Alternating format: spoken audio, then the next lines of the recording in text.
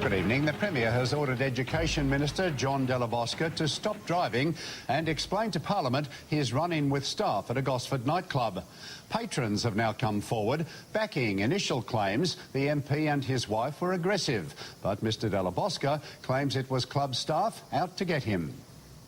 Media on the minister's doorstep brought the police but didn't draw out Mr Della Bosca. There was no comment. Dave Lincoln was prepared to talk, claiming he was a witness to the now infamous Friday night blue at the Iguana. He alleged the minister's federal MP wife, Belinda Neal, was the most vocal when they were asked to move tables. She was the one who was being abusive, saying she was going to shut the place down. Dave, who doesn't want his face revealed, claims she threatened staff, telling the hotel's manager to round all your staff up and get rid of them and then come back and see me. Sack them all and see me. Mr Della Bosca maintains he acted appropriately.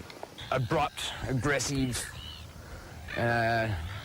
sort of, it was very standoverish. 6 staff members signed statutory declarations alleging the pair was abusive. I don't know why they've retracted their statement, because their statement is true.